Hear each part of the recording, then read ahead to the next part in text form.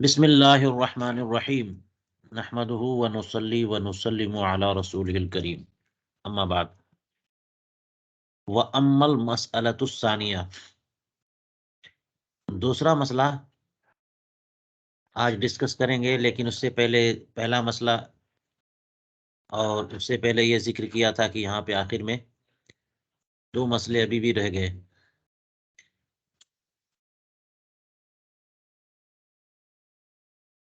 مشروبات کے تعلق سے، یعنی نبیذوں کے تعلق سے. تو یہی کا وختلف فی من ذالک فی مسئلتین.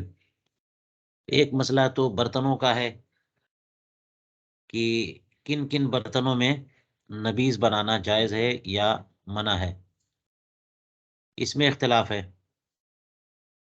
تو اس کی گفتگو ہو چکی ہے آخری درس میں.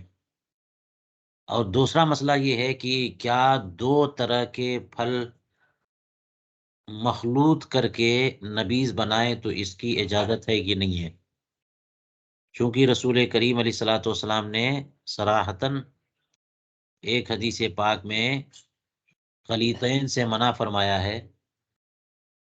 تو الگ الگ کسی پھل کی نبیذ بنائیں تو وہ الگ معاملہ ہے، لیکن دونوں مکس کر کے بنائیں تو وہ ایک اختلافی مسئلہ ہے. آج اسی مسئلے کو بیان کریں گے. تو کچھ لوگ اسے جائز کہتے ہیں کہ حرج نہیں ہے.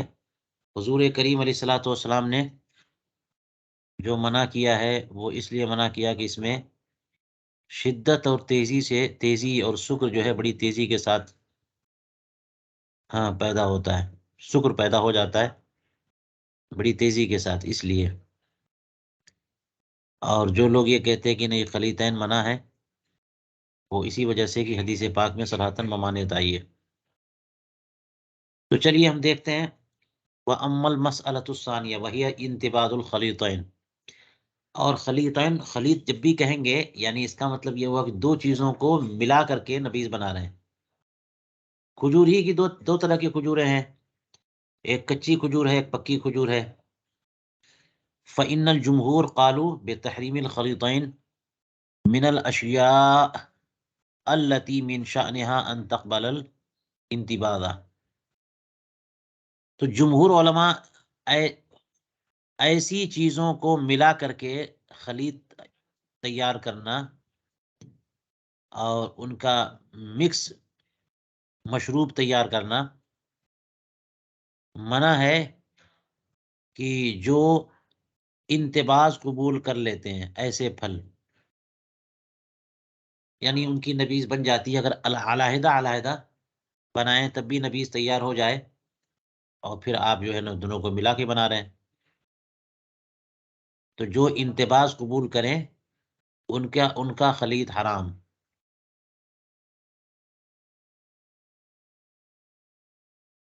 اب انتباذ قبول نہ کریں، مثال کے طور پر نبیذ بن نہ سکے ان کی، اگر علیحدہ بنائیں اس وجہ سے کوئی دوسری چیز کو ملا کر کے نبیذ بنا رہے ہیں تو اس کا معاملہ الگ ہو سکتا ہے. لیکن جو انتباذ قبول کرے ان کا مکسچر تیار کرنا یہ منع ہے. وقال قوم بل انتباذ مکروہ. ایک گروہ علماء کا یہ کہتا ہے کہ یہ خلیطین کا مسئلہ نہیں ہے، بلکہ اصل میں انتباذ ہی ناپسندیدہ چیز ہے، نبیذ بنانا ہی.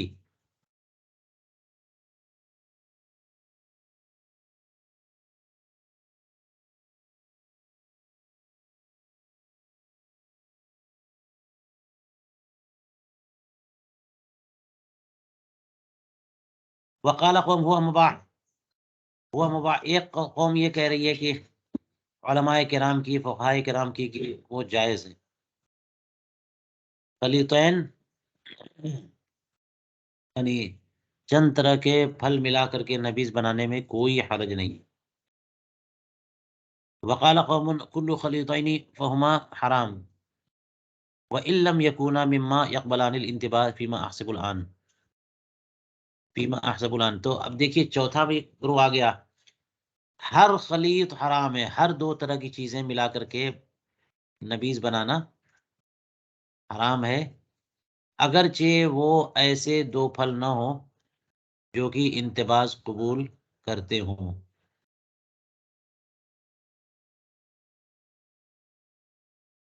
جو انتباس قبول کریں وہ یا انتباس قبول نہ کریں وہ دونوں، جیسا کہ ہم ابھی گمان کرتے ہیں.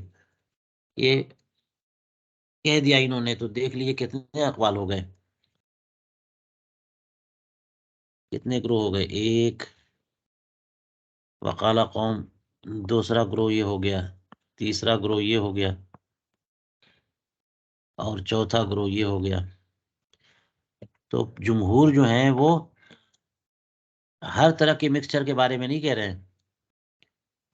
ایسے فروٹ کہ جن سے نبیذ بنائی جاتی ہے اور انتباس وہ قبول کر لیتے ہیں، ان کا خليط تیار کرنا یہ منع ہے.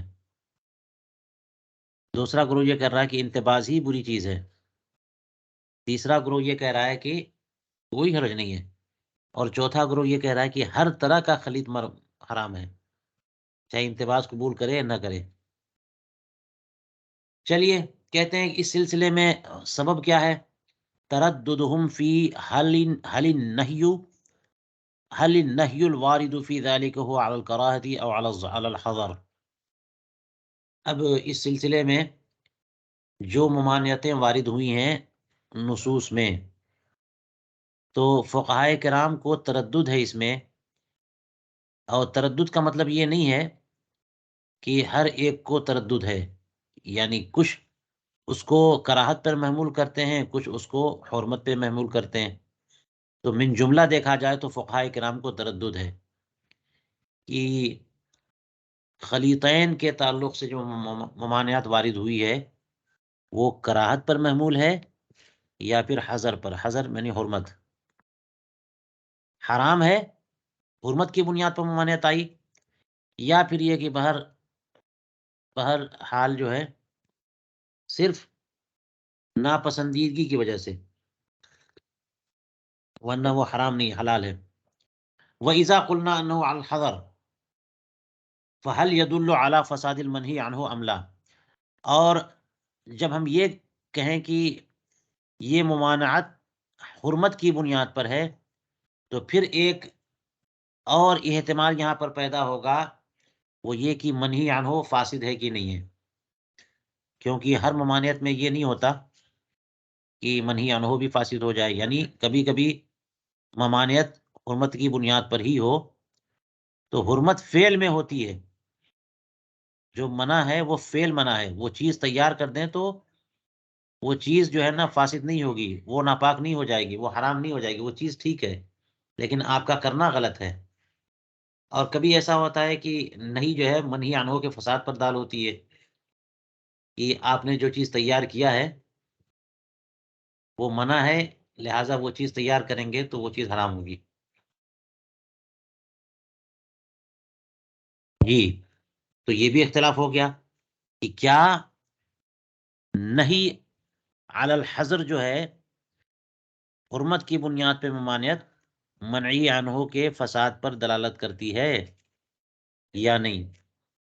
اب دیکھ لیجیے، فرماتے ہیں کہ رسول کریم علیہ الصلوۃ والسلام سے یہ ثابت ہے کہ آپ نے ممانع فرمایا این یخلط التمر والزبیب والزہو والرطب والبصر والزبیب، ان دونوں کا خليط تیار کرنے سے منع کیا. کھجور ہے اور کشمش ہے، زہو کچی کھجور اور تازہ کھجور، بصر گدرائی بھی کھجور جو ہوتی ہے، اور یہ کشمش پوری کھجور کا اگلا مرحلہ جو ہوتا ہے اس کا، انگور کا اگلا مرحلہ جو سوکھ جاتا ہے انگور.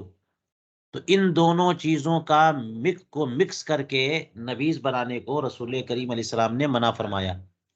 آپ یہ دیکھ لیجئے، یہ روایت آ گئی سامنے. تو وفی بعضها انه قال علیہ الصلوۃ والسلام لا تنتبذوا الزهو والزبیب جميعا ولا التمر والزبیب جميعا وانتبذوا كل واحد منهما على حدة. سرکار اقدس علیہ الصلوۃ والسلام ارشاد فرماتے کہ زہو و زبیب کی نبیذ نہ بناؤ جميعا ملا کر کے اکٹھا، تمر اور زبیب کی نبیذ نہ بناؤ ملا کر، ہاں اور ان میں سے ہر ایک کی علیحدہ علیحدہ بنا لو. تو یہ تو حدیث مفسر ہو گئی نا کہ دونوں کا مکسچر تیار کرنے کو منع فرمایا، لیکن الگ الگ بنانے میں کوئی حرج نہیں ہے. فَيَخْرُجُ ہوں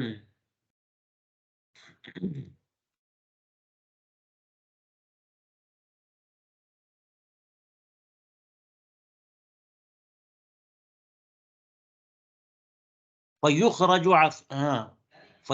فی ذلک بحسب التأویل القابل الثلاثہ، تو اس سلسلے میں تعویل کی روح سے یہ تین اقوال تو نکلتے ہیں ان دونوں نصوص کو سامنے رکھتے ہوئے، تینوں موقف تو سامنے آتے ہیں۔ ایک قول بتحریم ہی، یہ حرمت کا قول کہ حضور کریم علیہ السلام نے منع فرما دیا تو وہ کام حرام ہو گیا۔ ایک قول تحلیل کا، مع الاسم فی الانتباز، کہ گناہ جو ہے انتباز میں ہے، لیکن اگر کوئی کر ہی لے تو وہ نبیذ حرام نہیں ہوگی، نبیذ حلال ہوگی، یعنی یہ تب جبکہ نہیں منہی عنہ کے فساد پر دال نہ ہو۔ انتباز کا عمل ناجائز ہے، لیکن جو کوئی ایسا کرے اس کے نتیجے میں جو نبیذ تیار ہو وہ ناپاک نہیں ہے، وہ حرام نہیں ہے۔ وقول بکراہیت ذالک، اور تیسرا قول اس کے مکروہ ہونے کا۔ انہی دونوں روایتوں سے یہ بات، یہ تین مذہب تو سامنے آتے ہیں۔ وَأَمَّا مَنْ قَالَ أَنَّهُ مُبَاحٌ، اور جن لوگوں نے یہ کہا کہ یہ خلیط مباح ہے، اس میں کوئی کراہت بھی نہیں ہے، فَلَعَلَّهُ لِمَا، یہ دیکھ لیجئے لما ہونا چاہیے،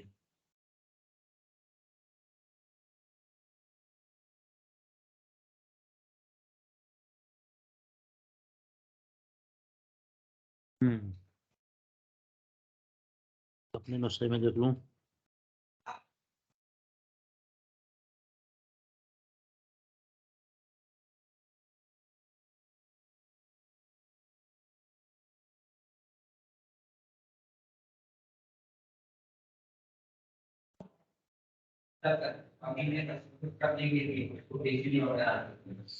یہ اعتمادہ ہے،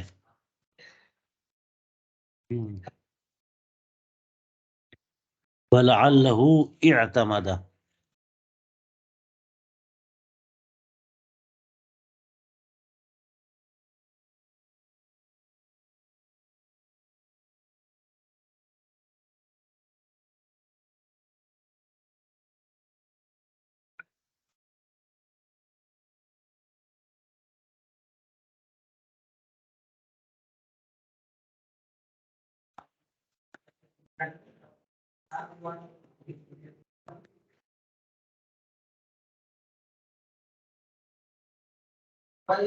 چلیے کہتے ہیں کہ جن لوگوں نے دو طرح کے پھلوں کو ملا کر کے نبیذ جو تیار کی جاتی ہے اسے مباح کہا ہے، ہو سکتا ہے انہوں نے اس سلسلے میں اعتماد کیا ہو حضرت ابو سعید خدری رضی اللہ تعالیٰ عنہ کی حدیث پاک میں، جو انتباز کے تعلق سے جو حدیث پاک ہے اس کے عموم سے، کہ انہوں نے تو کہہ دیا کہ نبیذ بناؤ کوئی حرج نہیں ہے، تو اس کے عموم سے کہ وہ صرف ایک پھل کی نبیذ کے بارے میں نہیں ہے، بلکہ دو تین طرح کے پھلوں کو ملا کر کے نبیذ بنائیں تو وہ بھی تو نبیذ ہی ہے، تو ہر طرح کی نبیذ حلال۔ وَأَمَّا مَن مَّنَعَ كُلَّ خَلِيطَيْنِ فَإِمَّا أَن يَكُونَ ذَهَبَ إِلَىٰ أَنَّ عِلَّةَ الْمَنْعِ وَالِاخْتِلَاطِ لَا مَا يَحْدُثُ مِنَ الاختلاط مِنَ الشِّدَّةِ فِي النَّبِيذ، رہے وہ لوگ جنہوں نے ہر طرح کے خلیطین کو منع کیا، چاہے وہ قابل انتباز ہوں یا قابل انتباز نہ ہوں، تو ہو سکتا ہے یا تو وہ اس طرف گئے کہ علت منع اختلاط ہے، ملانا، نہ یہ کہ اختلاط کے نتیجے میں جو اس میں تیزی پیدا ہو جاتی ہے وہ تیزی، بلکہ صرف ملانا ہی، کہ جب تم اکیلے اکیلے بنا سکتے تھے تو پھر ملایا کیوں؟ یا پھر اما ان یکون قد تمسک بعموم ما ورد انہ نہى عن الخلیطین، یا پھر ہو سکتا ہے کہ ان حضرات نے اس ممانعت کے عموم سے تمسک اور استدلال کیا ہو جو ممانعت وارد ہوئی کہ رسول کریم علیہ الصلوۃ والسلام نے خلیتین سے منع فرمایا. سرکار اقدس علیہ الصلوۃ والسلام نے خلیتین، دو یا زائد طرح کے پھلوں کو ملا کر کے نبیذ بنانے سے سرکار نے منع فرمایا اس سے. اور اس میں یہ نہیں ہے کہ کوئی خاص دو طرح کے کوئی بھی ہو، قابل انتباز ہو، ناقابل انتباز ہو. تو یہ ان لوگوں کے موقف کی توجیہ ہو سکتی ہے جو ہر طرح کی خلید کو حرام کہتے ہیں. یہ چوتھا گروہ جو ہے کل خلیطین فہما حرام، اگرچہ وہ قابل انتباز ہو چاہے نہ ہو.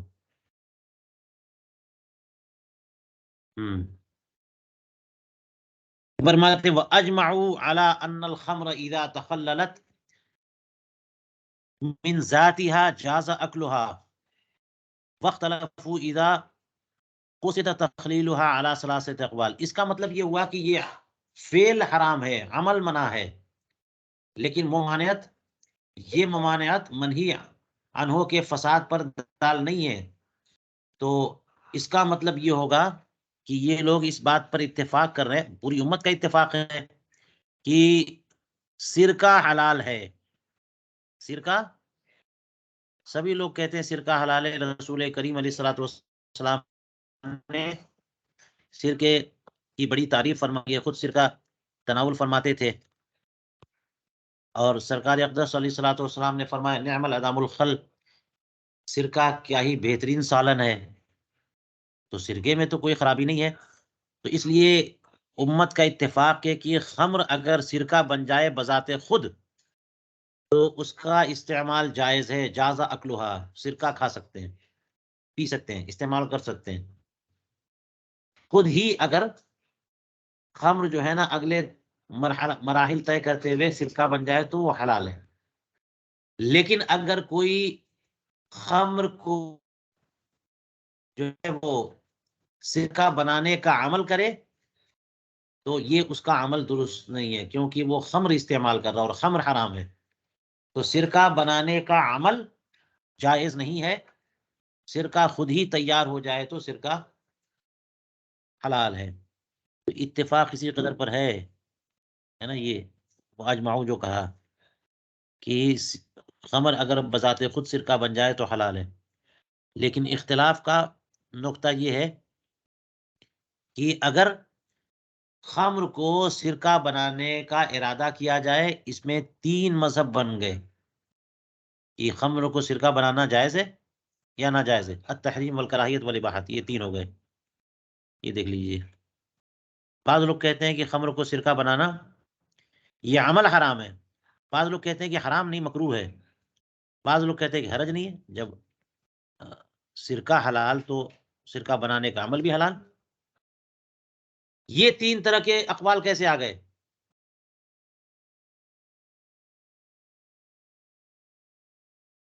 فرماتے اس کا سبب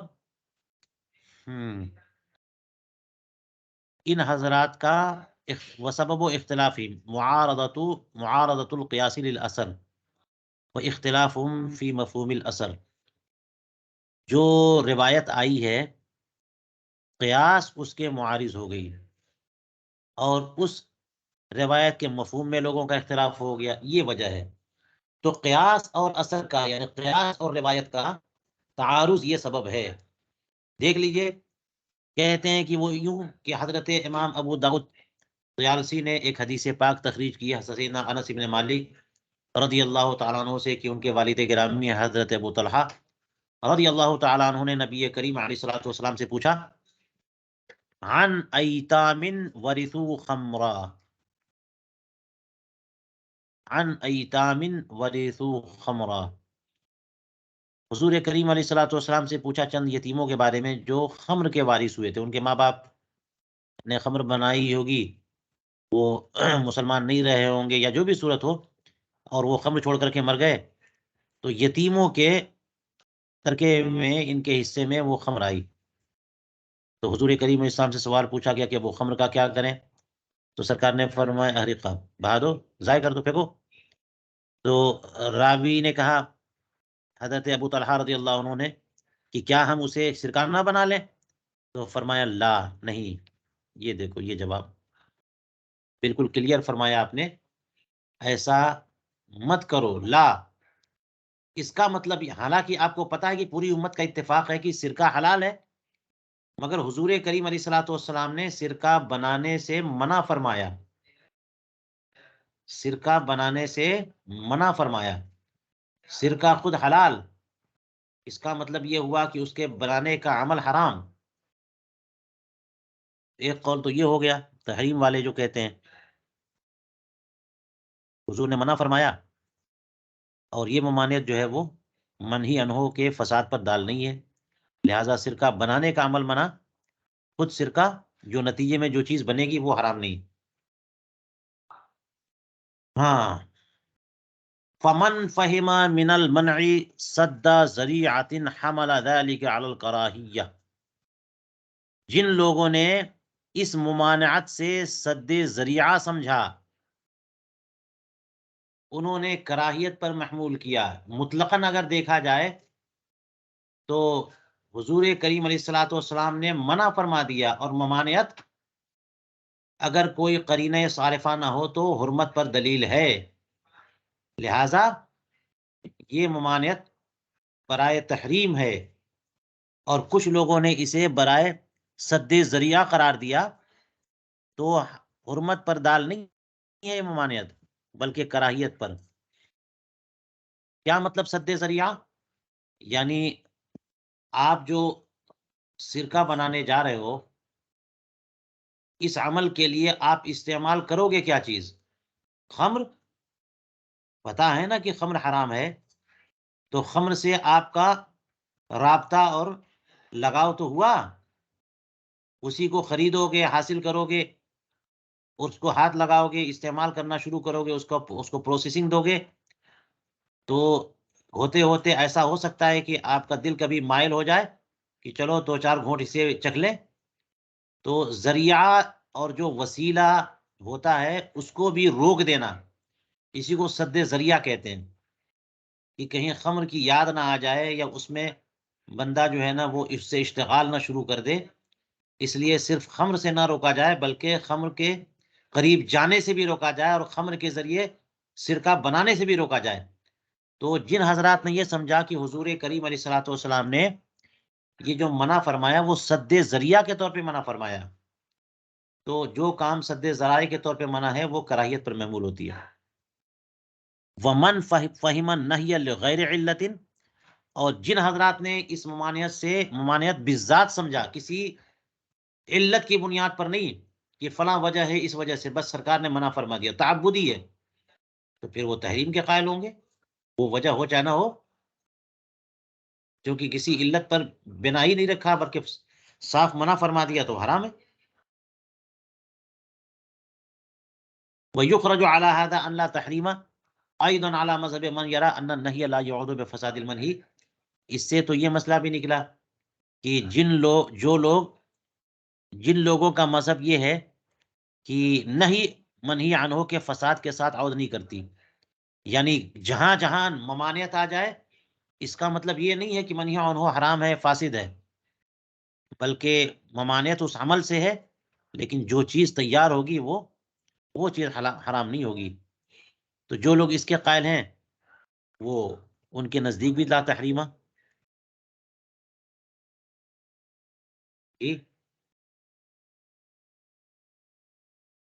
یہ حرام نہیں ہے. تو یہ وجہ ہو گئی تین طرح کے اقوال کی. والقیاس المعارض لحمل الخل.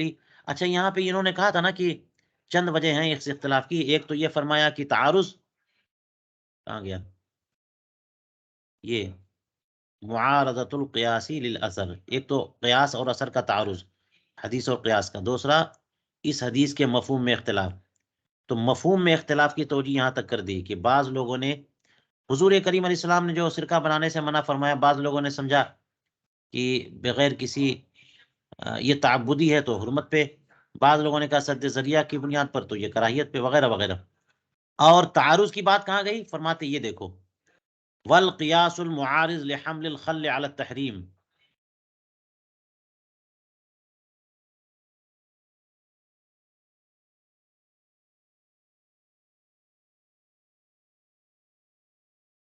پھل کے بنانے سے ممانعت کو جن لوگوں نے تحریم پر محمول کیا ہے، ہم، اس کے معارض جو قیاس ہے وہ دیکھیے، جو قیاس اس کے معارض ہے، حمل خل علی التحریم، کہ سرکہ جو ہے بنانا یہ عمل حرام ہے، اس کے معارض قیاس دیکھیے، فرماتے ہیں انه قد علم من ضرورت الشرع ان الاحکام المختلفہ انما هي للذوات المختلفہ، یہ بات تو شرع کے بداہت سے معلوم ہے کہ مختلف احکام مختلف ذوات کے لیے ہوتے ہیں، چیز بدل گئی حکم بدل گیا، چیز کچھ اور ہے حکم کچھ اور ہے، تو یہ نہیں کہ ساری چیزوں کا حکم ایک ہی ہوتا ہے، تو مختلف احکام مختلف ذوات کے لیے ہوتے ہیں، یہ بات احکام شرع کے بداہت سے معلوم ہے۔ وَأَنَّ الْخَمْرَ غَيْرُ ذَاتِ الْخَلِّ، اور یہ بھی بات معلوم ہے کہ خمر اور خل دو الگ الگ حقیقت ہیں، دو الگ الگ چیزیں، خمر سرکے سے الگ چیز ہے اور سرکہ الگ چیز ہے، والخل بإجماع حلال، اور خل سرکہ یہ بطور اجماع حلال ہے، ساری امت کا اس بات پر اتفاق ہے کہ سرکہ حلال ہے۔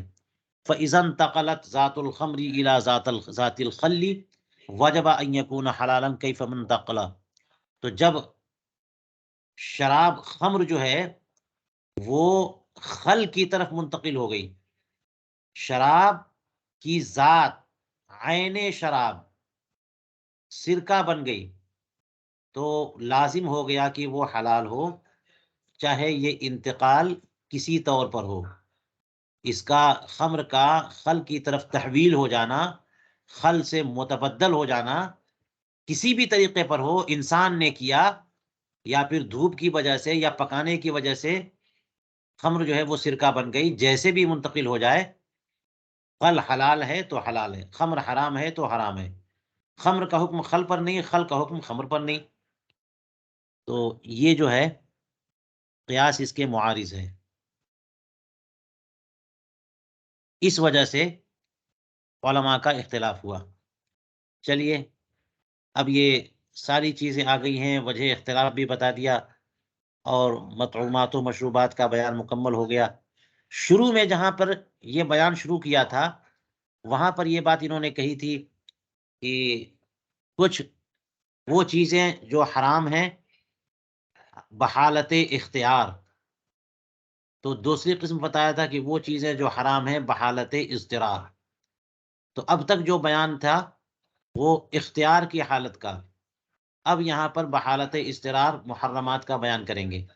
فرمایا الجملۃ الثانیہ فی استعمال المحرمات فی حال الاضطرار، محرمات کا استعمال بحالت اضطرار، مجبوری ہے، ضرورت ہے، اس کے بغیر رہا نہیں جا سکتا، اس کے بغیر بہت بڑا نقصان ہو سکتا ہے، جان پر بنائے، آدمی مرنے کا اندیشہ پیدا ہو گیا، عضو کے تلف ہونے کا اندیشہ پیدا ہو گیا، تو اضطرار کی حالت میں محرمات کے استعمال کا حکم۔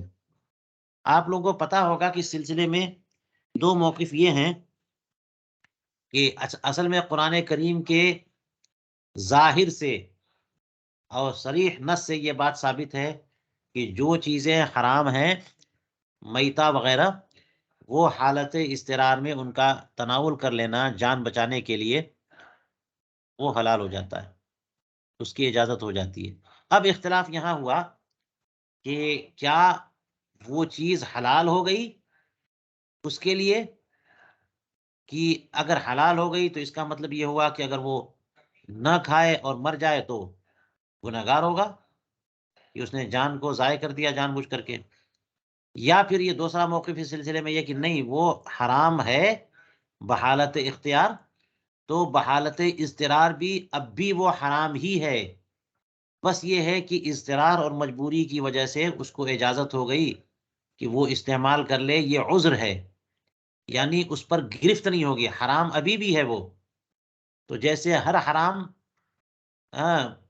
کے ارتکاب کی وجہ سے اس سے سوال ہوگا، اس پر گرفت ہوگی، پکڑا جائے گا، مواخذہ ہوگا، یہ حالت اضطرار میں ابھی بھی وہ حرام ہی ہے، لیکن اس کی کیفیت اور حالت کی بنیاد پر اسے معافی ہوگی۔ وہ معذور قرار دیا جائے گا، اور حرمت ختم نہیں ہوئی۔ یہ دو طرح کے موقف اس سلسلے میں ہیں۔ چلیے ہم دیکھتے ہیں علامہ ابن رشد قرطبی علیہ الرحمہ اس سلسلے میں کس انداز سے اپنی ان مسائل کو مرتب کرتے ہیں۔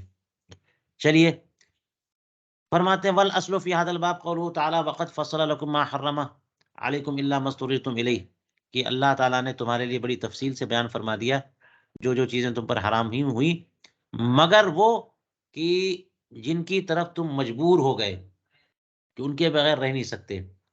فرمایا اس آیت کریمہ سے اندازہ ہوا کہ استثناء ہے، اللہ ہے نا، یہ استثناء ہے ان چیزوں کا جن کے استعمال کی طرف بندہ مجبور ہو گیا۔ تو فرماتے ہیں اس سلسلے میں جب ہم غور کریں گے تو دو تین چیزیں یہاں پر غور کرنے کی ہے۔ ایک تو سبب محلل کیا ہے، اور دوسرا جنس شیء محلل، اور ایک مقدار محلل ہے کہ سبب محلل کیا ہے، یعنی وہ کیا سبب ہے جس نے کہ اس حرام کو حالت اضطرار میں حلال کر دیا۔ دوسرا مسئلہ اس سلسلے میں غور کرنے کا یہ ہے کہ جنس شیء محلل، شیء محلل کا جنس وہ کون سی چیز ہے جو حلال ہو جاتی ہے حالت اضطرار میں، اور کون سی چیز حلال نہیں ہوتی۔ ہر چیز حلال نہیں ہو جاتی جی، جیسے انسان کا گوشت جو ہے نہیں کھا سکتے حالت اضطرار میں بھی۔ تو جنس شیء محلل حالت اضطرار میں وہ کون سی چیزیں ہیں جو حلال ہو جاتی ہیں۔ نمبر 3 یہ ہے کہ مقدار حلال، یعنی ان میں حالت اضطرار میں کون سی چیز ہے، نہیں جو چیزیں حلال ہو گئیں اور اجازت ہو گئی ان کی مقدار کیا ہے، کیا جتنا چاہیں کھا لیں یا کوئی خاص مقدار ہے۔ 3 طرح کے پوائنٹس یہاں پر ہیں جن پہ غور کرنے کی اور گفتگو کی ضرورت ہے۔ فاما سبب، چلیے پہلا نقطہ سبب محلل کیا ہے، فہو ضرورت التغذی۔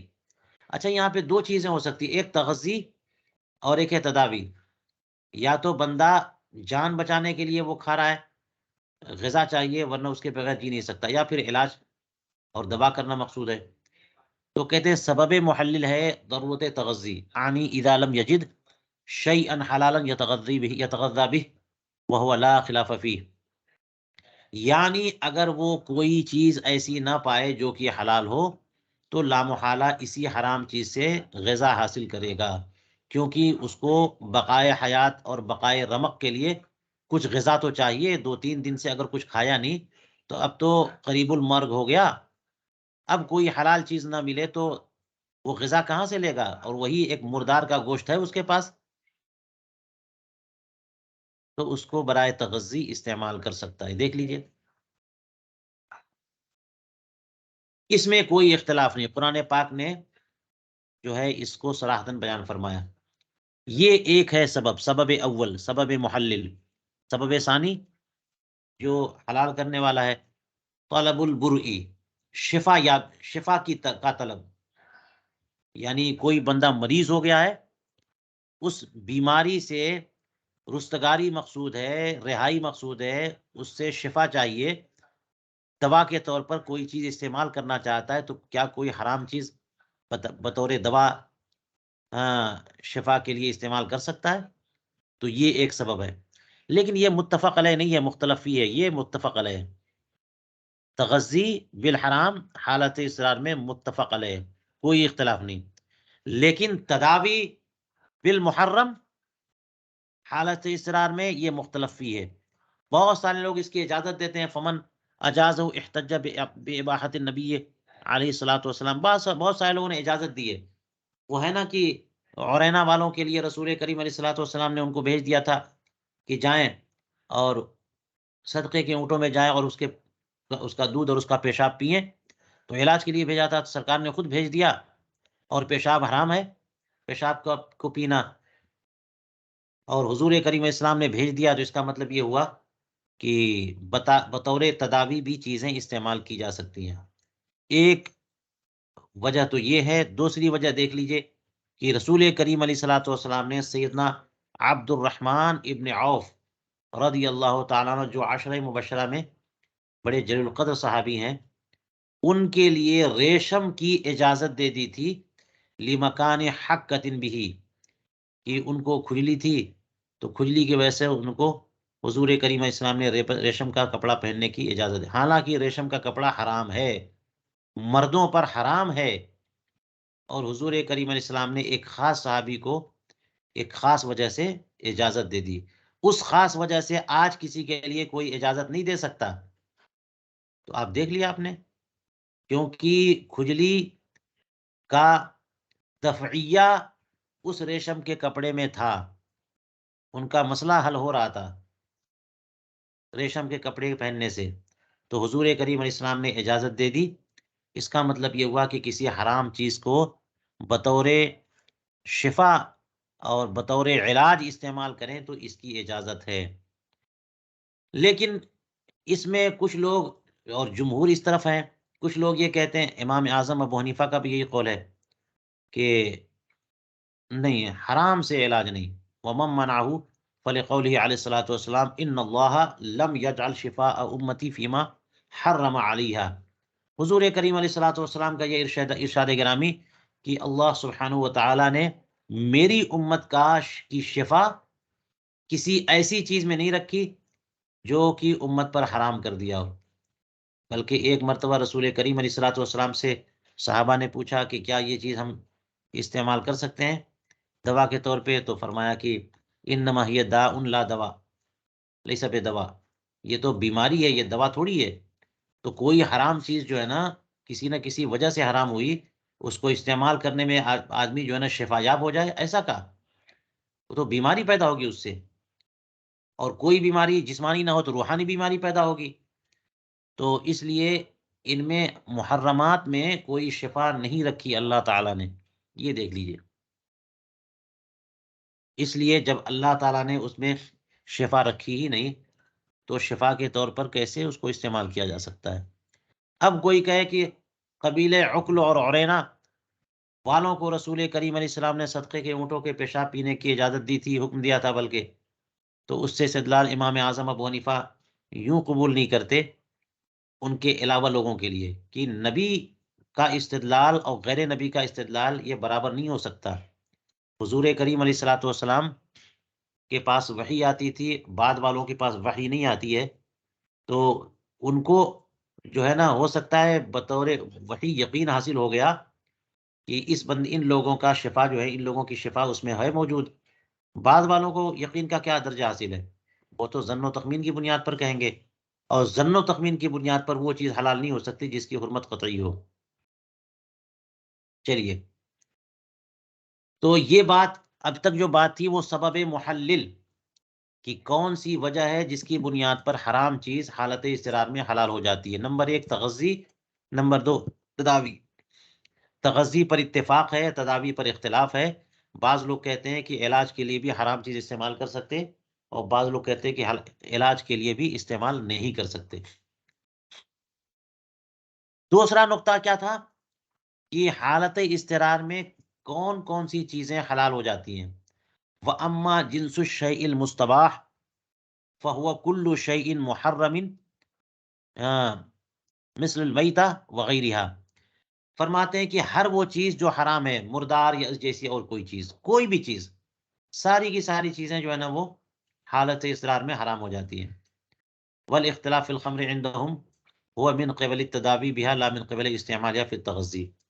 یہ لوگ جو کہتے ہیں کہ ہر طرح کی حرام چیز حلال ہو جاتی ہے حالت اضطرار میں، وہ بھی اگر خمر کی میں اختلاف کرتے ہیں تو اختلاف کسی اور جہت سے ہے، تغذی کی جہت سے نہیں ہے، تداوی کی جہت سے ہے۔ یہ دیکھیے، ان کے نزدیک خمر میں جو اختلاف ہے وہ بھی تداوی کی جہت سے ہے، اور تداوی کی جہت سے اختلاف یہاں آ گیا کہ اگر غذا حاصل کرنے کے لیے جان جا رہی ہے، اس سے جان بچ سکتی ہے، تو شراب سے بھی جان بچائی جا سکتی ہے، لیکن یہ کہ علاج نہیں، یہ وجہ اختلاف۔ لا من قبل استعمالها فی التغذی، تغذی کے مقصد کے طور پر استعمال کرنے کی جہت سے یہ اختلاف نہیں ہے۔ یہی وجہ ہے کہ یہ لوگ جو ہے وہ اجازت دیتے ہیں، وَلِذَلِكَ أَجَازُوا لِلْعَطْشَانِ أَن يَشْرَبَهَا إِن كَانَ مِنْهَا رِيٌّ۔ اسی وجہ سے یہ لوگ پیاسوں کو اجازت دیتے ہیں کہ وہ شراب پی کر کے پیاس بجھا لے اگر اس سے آسودگی ہو سکتی ہے، ہیں؟ یعنی پیاس سے بندے کی جان پر بن آئی، اور اگر دو چار گھونٹ ابھی نہیں ملیں گے تو پانی کی اتنی کمی ہو جائے گی کہ جان جانے کا اندیشہ پیدا ہو جائے، اور اب وہاں پر یہ ضرورت پانی کی کمی کو پورا کرنے کی صورت صرف یہی ہے کہ جو شراب رکھی ہوئی ہے اسی کو استعمال کریں، تو یہاں پر اس کی اجازت دیتے ہیں۔ یہ علاج کے لیے نہیں ہے بلکہ تغذی کے طور پر، بغیر پانی پیے وہ زندہ نہیں رہ سکتا، تو شراب پی کر کے، شراب کے علاوہ کوئی لکوڈ ہے نہیں، تو شراب پی کر کے وہ جان بچائے، لیکن یہ کہ کسی بیماری کا علاج، وہ الگ مسئلہ ہے۔ اسی طرح سے یہ کہتے ہیں ولی شرقی ان یزیلا شرقہ بیا، ولی شرقی ان یزیلا شرقہ بیا، یہاں سے شرق سے مراد، اور شرق یعنی یہ مراد اس سے یہ ہے کہ وہ بندہ جس کے گلے میں ہاں لقمہ پھنس گیا ہو، اس کے گلے میں، جیسے طعامن ذا غصۃ کہا نا قرآن پاک نے، گلے میں لقمہ ڈالا اور منہ میں لقمہ ڈالا، جا کے گلے میں پھنس گیا، اب وہ سانس آنے جانے کا بھی مسئلہ ہو گیا، اور تھوڑی دیر میں تھوڑا وقت اگر اسی حالت میں گزارے تو ہو سکتا ہے کہ اس کی جان نکل جائے۔ کچھ بھی نہیں ہے وہاں پہ سوائے شراب کے، تو کہتے ہیں کہ اس کو یہ حق حاصل ہے کہ وہ اپنے اس پھسان کو اسی خمر کے ذریعے دور کرے، خمر کے چند گھونٹ لے اور جو کھانا اس کے گلے میں پھنس گیا ہے اس کو دور کر دے، اس کو اتار دے، ٹھیک ہے؟ تو یہ سب وجہ، یہ تو جو ہے نا وہ اس کی اجازت ہم لوگوں نے دی ہے، یہ تغذی کی قبیل سے ہو گئی۔ چلیے کہتے ہیں وَأَمَّا مِقْدَارُ مَا يُؤْكَلُ مِنَ الْمَيْتَةِ، تیسرا پوائنٹ جو تھا وہ مقدار والا تھا، یہ دیکھیے مقدار، کس مقدار میں اجازت ہے اور کس مقدار میں اجازت نہیں ہے۔ فرماتے وَأَمَّا مِقْدَارُ مَا يُؤْكَلُ مِنَ الْمَيْتَةِ وَغَيْرِهَا فَإِنَّ مَالِكًا قَالَ حَدُّ ذَلِكَ الشَّبْعُ وَالتَّزَوُّدُ مِنْهَا حَتَّى يَجِدَ غَيْرَهَا، یہ تو فرماتے ہیں کہ پوری آسودگی، بلکہ اگلے وقت کے لیے اس سے توشہ تیار کر لینے تک اجازت ہے، کوئی لمٹ نہیں ہے۔ لمٹ یہ ہے کہ اس کے علاوہ کوئی اور مل جائے، اب اس کو چھوڑو۔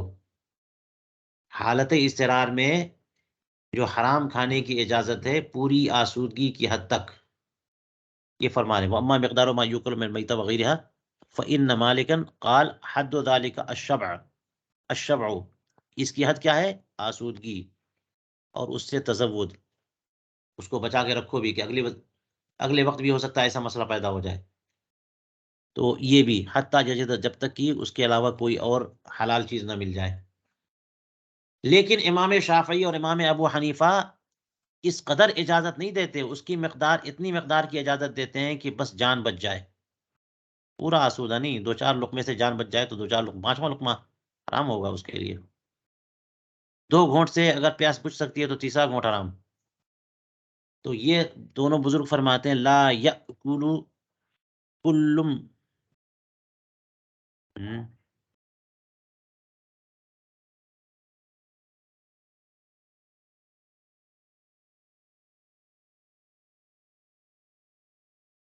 لگتا ہے یہ کل جو ہے زائد ہے، لا یأکل منها الا ما یمسک الرمق وبه قال اصحاب مالک، بعض اصحاب مالک، امام شافعی اور امام ابو حنیفہ فرماتے ہیں کہ اس سے نہیں کھا سکتا مگر اتنا ہی جتنا کہ جان بچا سکے، جس قدر جو ہے نا رمق کو باقی رکھ سکے، اس کی سانس باقی رکھ سکے، بس اتنا ہی، اسی قدر، اگر دو لقمے سے جان بچ سکتی ہو تو تیسرا لقمہ حرام، دو لقمے کی اجازت ہے بس،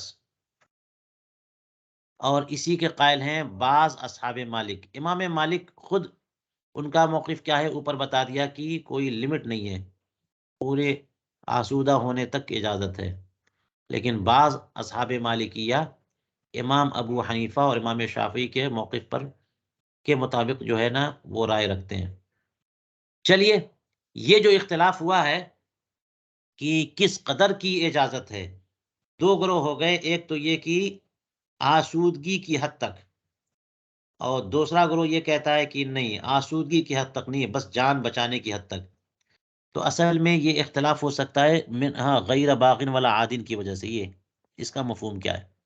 کہتے ہیں وہ سبب الاختلاف حل المباح له فی حال الاضطرار ہوا جمیعها اما یمسک الرمق فقط۔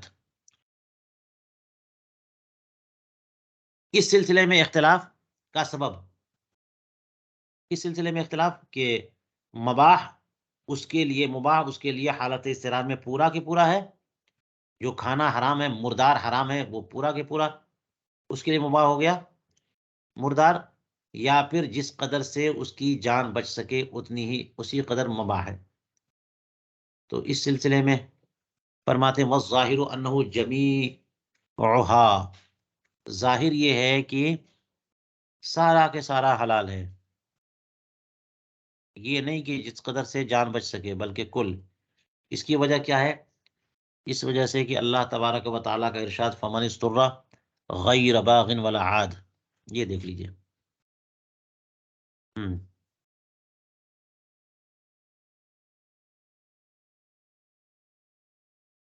تو اس کا مطلب خوب واضح ہوا نہیں، ہو سکتا ہے کہ یہ لوگ جو ہے نا غیر باغن ولا عادن سے کچھ اور مفہوم نکالتے ہوں۔ ہمارے یہاں یہی کلمہ جو ہے نا یہ دلیل ہے کہ شوق سے بھی نہیں، اور عادن حد سے تجاوز کرتے ہوئے بھی نہیں۔ اور حد جو ہے نا وہ وہی ہے جس کی وجہ سے اس کو اجازت ملی ہے۔ وہ کیا ہے؟ کہ اس کی جان جا رہی ہے، اس کے لیے مسائل کھڑے ہو رہے ہیں۔ تو جب تک جو ہے نا وہ یہ صورتحال ہے تبھی تک اجازت ہے، تو اسی قدر اجازت بھی ہے جان بچانے کے لیے۔ اور جان بچانے سے آگے بڑھا کہ آسودگی کے لیے کھانا شروع کیا تو حد سے تجاوز کیا۔ تو اسی ولا عادن، اسی سے استدلال ہے امام اعظم ابو حنیفہ کا کہ بقدر ضرورت اجازت ہے، اس سے زائد کی اجازت نہیں۔ اور ہو سکتا ہے کہ جن حضرات نے اس سے، یعنی امام مالک نے بقدر شبع اجازت لی اور حلت جو ہے نا مستفاد کی، وہ ہو سکتا ہے کہ عادی سے مراد یہ ہوا کہ اس کا عادی نہ بن جائے، یا پھر عادی سے مراد تجاوز کرنا مقصود ہے، تو اس کا مطلب ہے کہ حدود شرع سے تجاوز نہ کرے، کہ وہ کھانے اس کے بعد جو ہے نا وہ ابھی ضرورت پوری ہو گئی تو بعد میں بھی وہ کھاتا رہ گیا، یہ ہو سکتا ہے۔ واتفق مالک والشافعی على انه لا يحل للمستر اكل الميتة اذا كان عاصيا بسفره لقوله تعالى غیر باغ ولا عاد وذهب غیره الى جواز ذلك۔ امام مالک اور امام شافعی ان دونوں حضرات اس سلسلے میں متفق ہیں کہ مضطر کے لیے حلال نہیں ہے مردار کا کھانا اگر وہ اپنے سفر میں عاصی ہے تو، کیونکہ اللہ تبارک و تعالیٰ نے ارشاد فرمایا غیر باغ ولا عادن، کہ وہ تو باغی اور عادی ہو گیا۔ اور باغین کا مراد یہ ہو سکتا ہے کہ وہ بغاوت، یعنی خراب چیز کا ارادے سے، حرام چیز کے ارادے سے وہ کھا رہا ہو، اور عادن کا مطلب وہی حدود شرع سے تجاوز کرنا، ظالم کی حیثیت سے وہ ایسا کرے۔ تو اس کا مفہوم یہ نکالا کہ اگر بندہ ڈکیتی کرنے کے لیے یا قتل نفس کے لیے سفر کے لیے نکلا، تو حرام سفر کے لیے نکلا اور اپنے سفر پر عاصی اور گنہگار ہے، تو اب اس کو یہ اجازت نہیں ملے گی کہ اس سفر میں اس کے جان پر بنائی تو مردار کھانا حلال ہو، نہیں نہیں، اس کے لیے چونکہ وہ اپنے سفر میں گنہگار اور مجرم ہے، اس کو یہ رخصت نہیں ملے گی کہ اپنی جان بچانے کے لیے مردار کھا لے۔ یہ امام مالک اور امام شافعی فرماتے ہیں۔ وَذَهَبَ غَيْرُهُ إِلَى جَوَازِ ذَلِكَ، ہو سکتا ہے اس غیر سے مراد امام اعظم ابو حنیفہ ہوں، کہ ہمارے یہاں امام صاحب کے نزدیک سفر کا جو مقصد ہے اس مقصد کی بنیاد پر حکم میں تبدیلی نہیں ہوتی، بلکہ سفر خود وجہ ہے احکام کی تبدیلی کا۔ تو اس لیے کہتے ہیں کہ اور لوگ اس کے جواز کی طرف گئے ہیں کہ چاہے سفر غلط مقصد کے لیے ہو یا صحیح مقصد کے لیے، کسی بھی وجہ سے اس کے لیے یہ حالت پیدا ہو گئی اضطرار والی کی جان پر بنائی، تو اس کو یہ اجازت ملے گی کہ مردار کھا کر کے جان بچائے یا خمر پی کر کے اپنی جان بچائے، لیکن جان بچانے کی حد تک، اس سے ذرہ برابر آگے کی اجازت نہیں ہے۔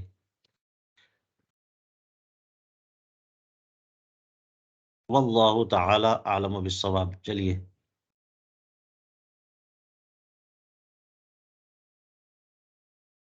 درس پورا ہوا۔